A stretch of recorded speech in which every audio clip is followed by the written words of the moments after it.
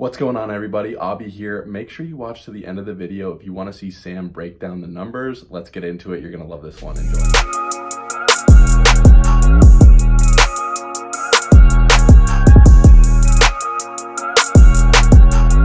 What's going on, everybody? It is Avi Becker here in Santa Barbara and your host of Financial Freedom in 15, the show that gives you great value in 15 minutes or less about how to be financially free. Let's get into it. I'm here with my really good friend and incredible realtor and real estate investor, developer, and just incredible mind, honestly. My boy, Sam Medvene. Sam, what's up, brother? What is going on? Appreciate you having me, man. Yeah, I'm super stoked to get into this and learn from you and just give as much value as we can. So a little backstory about Sam, he can touch on it himself, but he was elected 30 under 30 in the National Association of Realtors. And he also not only sells a bunch of homes, but he develops like crazy. He'll go out and he'll buy land, he'll buy single family homes, turn them into condos. And Sam, how many units do you own now? I know it's with your brother, right? Who's the contractor, but tell us a little bit about your real estate journey and where you're at right now. It's been a wild ride. So yeah, my brother and I have construction backgrounds. My dad's a general contractor and has owned his own business where it kind of opened up the mind to financial freedom, right? And then also being your own boss and being able to go on that and say, create your own opportunity and pave your own way. So we got our original experience with construction from my father, who still does commercial construction. And then my brother actually worked for a contractor in different businesses, one in the DC area, and then he moved up to New York for a few years working with a firm there. And then back down here, which is when we've continued to have this growth with the development side of stuff as well. I didn't know how that would parlay in the beginning when I was like 12, like, hey, you got to be with this person or this sub or this sub. I'd be like, why am I doing this? But then now it's kind of created this beautiful mesh of opportunity, I guess is the best way to use it and say it, just within DC and the real estate industry as a whole. So. Yeah. So what's your investment portfolio looking like right now? Like how many doors? That's a real estate investor term we say. If you own a triplex, that's 3 doors. How many doors are in your portfolio right now? So the hope is to be above 20 by the end of the year. We've got a few under contract that we're working on, and it's a mixed bag. So we've got some single family, we've got some multi-unit, we've got some mixed use with some commercial. So we've got ramen shop as a tenant, but yeah, so it's kind of a mix. It's a hodgepodge. So you said what? So above 20 doors by the end of the year. Is that what you said? That's the goal. And for people that don't know you, how old are you? I am 28. I'm an So old I think soul. it shows that it's never too early to start investing in real estate. Because I think when some people think of a real estate investor, they think of like a 60-year-old who retired and took their savings to buy some homes. But you're living proof where you can have 20 doors at age 28. That is freaking awesome. I have 1 door, so I'll catch up to you someday soon, but I'm a little ways behind. But here's a good question that I want to ask everyone on the show. But Sam, what does financial freedom mean to you? And what's the goal of, this incredible portfolio you're building up and, where do you see it going? Yeah, so financial freedom to myself is being able to live comfortably, whatever that may look like, right? So Mhm. whether it's family or whether it's just yourself and an existing significant other, or however that may be, but being able to have your assets be able to pay for more than what the expense of the life that you want to live. And everybody's got a different definition of that, right? If it's luxury or travel or so whatever my assets are to be able to passively make more than what I want to live on at a daily basis and or a yearly basis. And the Yeah. whole goal of it is to be able to buy also time, right? So then be able to apply it to this second phase, which is being able to do exactly what I want to do that brings me happiness at every point in time during the day. Yeah. And for those of you, I know, gotten to know Sam very well through the Tom Ferry Network. And for those of you who don't know him, it's not like he's going out and buying flashy cars or flashy watches. But from what I know from you is you're putting that money back into more investments, and you also are super actively involved in charity. I know you don't talk about it. You kind of are, you just love to do it out of the passion of your heart. But isn't that true? That's this financial freedom has allowed you to really double down on those efforts, the charity work as well. Yeah, it creates and opens avenues because you're not only like I'm still working, right? So we're not retired. So I'm still actively building other businesses while still building a portfolio and other investment opportunities. So all of that money that is making me financially free is icing on the cake while I'm still hopefully continuing to grow on my other businesses as well that still make revenue and income on an annual basis, not just on whether it's a monthly net or an Yeah. annual earnings. So Yeah. Awesome. Okay, let's talk about real estate investing, real estate development. let's get If into it. someone, let's say, is not a licensed agent, let's say they even are a renter, let's say they want to get into the real estate investing game. There's so many young people, real estate's an incredible asset class. How does someone get started? If you were, let's say to go back to when you were 20 years old, how would you get started in real estate investing?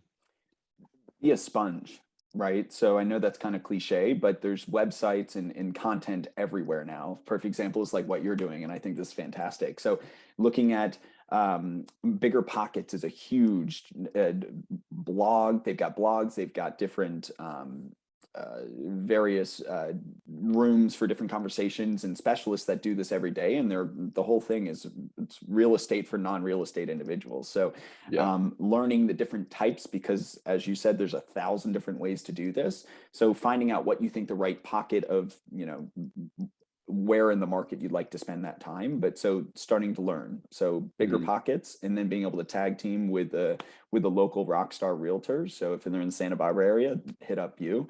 And if they're in DC, interested in doing that, or DC, Maryland, Virginia, then finding somebody that is familiar with how to calculate what a rental would be like, or how to invest in a project, and has that experience behind them, because it's a slippery slope, and it's at the end of the day your money. It's not my money that's being done. So Yeah, so many people, I feel like they start and they want to go in alone, but why not leverage a realtor who's there to basically serve you and put your interest first anyways and help you walk you through the process right. and show you the ropes? And that's not just like a sales pitch thing or a shameless plug.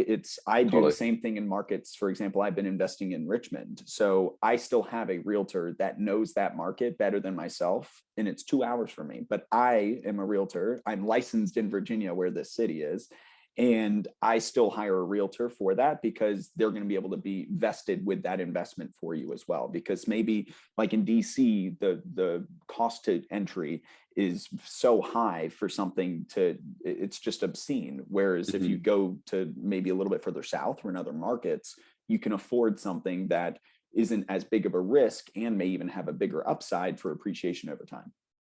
Let's touch on that some more. If someone's just getting started, let's say they have a down payment for an investment property, what market should they look into? What's your advice on where should they invest? Should they invest near them, out of state? Like, what's your take on that? Yeah, I find the fastest growing cities in the country, right? Don't reinvent the wheel. Everything's right there is data. We are in the best time for free data in the entire world. So use the data, whether it's you knocked the first one out of the park with um, having short-term rentals, right? Look where everybody else is going and where the path of travel is. And same thing for real estate. Find out where everybody's going and what that cost is for that each house or door, and maybe it's a unit that's multi-door, and then finding out the financials. Like those are going to be the financials, are where it comes down Yeah. to, is being able to make sure the numbers work. Know your numbers and be extra conservative Right. with calculating your numbers, right? Like Right. always make sure there's a lot of room for margin. 100%. And I would touch on that too. I'm going to add a little bit. I think that if you love where you live and you see yourself being there a long time, you think it's an up and coming town, city, investing in where you love too, I think is always a good call, because you can, be 100%. more on site, be more hands on. And my advice to someone investing is I'd say at least see the property before you buy it. I bet all those homes that you've bought, developed, flipped, you see them in person, right? Or have you ever just ripped one sight unseen? I have ripped a few that still haven't seen a Okay, few of my rentals, but that's a fair calculated enough. risk. Yeah, So, but I you're a always, busy I guy. agree with you, but I agree with you. I agree completely. You It's didn't do like that on your Schitt's first one. Creek. Schitt's Creek has gotten huge, and it's like they ended up at their last asset that they had, this hotel, right? And Yeah. so for where I'm investing, to your point, everywhere, if stuff hits the fan, I'm comfortable that if I need to move into one of these or consolidate, like I'd love it there. So I Yeah. believe in these places too. And Yeah. just follow that passion and where it's at. And if you like the vibe, and if that's your style, and the numbers work, it's all of these are little check boxes. Totally. Learning those numbers, because some people are going to go for purely cash flow. Some people want a property that's going to appreciate a lot over time that they could sell in 10 years. So you kind Right. of want to know your game plan going in and being like, this is what I'm looking Option to A, do. B, and C. Right. Yeah. So Have your being able to backups. stack everything in your favor, which could lead us into the next thing of like, how do you evaluate? right? Yeah. So it's being able to realize that this is an investment property. So you can't do 3% down like you could on a primary residence. So you need to be Great able to point. save that money and be able to say, okay, this isn't going to go towards a new car. So that's where I struggle, is like, I've got a new car balance that I'm trying to use for a new car, but I keep buying rental properties because I save up the money. And I'm like, this is a depreciating asset. A vehicle is a depreciating asset. So why would I spend money on this when my car still kind of works? But anyway, so knowing that number and where that lands, it's at least a minimum of 20%. And then being able to, from there, calculate what's your monthly mortgage payment. And then a lender will be able to give you all of this. And if you don't know a lender, talk to that realtor in that city. They'll connect you. And then finding out what are rents, right? And then there's all different sites you can use for finding out what rents are. Or just look on, not to give Zillow a plug, but look at what's renting on these sites that are all open source. So you don't even need to pay for anything. And then see, like, where does this land? And then you get to compare the condition with the rent, and it's just a very black and white comparison of does this initial number work. Totally. Let's talk back on, you have so much experience in the contractor world, and then there's people like me who, like, I can barely use a hammer. How do you find a good contractor? What are some of the things you look at when finding a contractor? And if you want to go for a bigger renovation, or to, is it better for people to start small? Like, how do you get going with a good contractor, basically? So I go around, in a lot of what I do now is that I'll literally walk on job sites that are projects already in progress in my city. So I will go and I will get the contractor's information, whether it's an electrician, a mechanical person, a plumbing, somebody took a number from them that worked in their financial scenario in that flip, right? Or in that development. So clearly they had to be somewhat on the right path of being competitive and doing decent work, because I can see what they're doing. And so I walk on sites, right? Now, that's not the most legal situation necessarily, but I always ask to say, like, hey, how's it going? Or I'll talk to them from the street. But if there's a mason, I'll collect the mason's information. If there's an electrician, I'll get their information. So, or finding out who the superintendent is. So I think if you're just starting, similar to yourself, I would find somebody that is doing this, and then you JV with them in the beginning to learn the process of building, right? That's something that I was just able to know through the experience of working with my father and his business. But I would partner with somebody, and it's better to have 2/3 of a pie than none and just pass it off. Realtors are like, oh, this is a really good deal, and they hand it off to their investors, but they don't take any of the pie for themselves when they've already set it all up. They did the hard job, which is finding the property, right? 100%. So love that. That's a brilliant tactic. Angie's List is another great place for contractors that are vetted a little bit. So Angie's List, and just drive around wherever that city is. There's always going to be construction going on, and asking, and hopefully you're proficient in multiple languages, but in finding out, where they're at and if they're open to more work. So brilliant. Okay, here's a situation for you. If I am a first-time investor, and let's say I have 20% down for a spot in Richmond, or if you were to go back in time and on your first property, what would you buy first? Would you buy a total fixer? Would you buy a new construction? Would you buy a multifamily? If someone's just getting started and they're like, Sam, I only have one shot at my first property, what do I get? I would do something that's already ready to go. So something that you could turn immediately, and maybe needs a little bit of loving. Like, maybe I always joke, it's like Aunt Susie's place or grandma's house, right? Where it's 70s shag carpet. Like, you can do finishes like that and add value to it.